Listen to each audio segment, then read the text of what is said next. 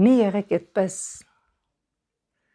ռադիկալ, կամ լավ է, կամ վատ է, սև է, սպիտակ է, չոր է, թաց է։ Գտեք ձեր ոսկե միջինը։ Գիտեք ինչ, մի շատ հետաքրքիր խոսք կա, որը կարծեմ Հիսուսն է ասել, որ սիրիր քո թշնամուն։ Սա հոգեբանական լուրջ տրանսֆորմացիայի առիթ է, միտք է։ Սիրիր քո թշնամուն, նա չի նկատի ունեցել քո քաղաքական թշնամուն, հա։ Քո թշնամուն նկատի է ունեցել քո վատ կողմերը, քո ստվերները, քո խանդը, քո ատելությունը, քո չարությունը, քո նախանձը։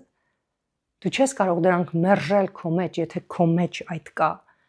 Նրանց պետք է ընդունես, որպեսզի նրանց վրա լույս բացվի եւ դու խաղաղվես։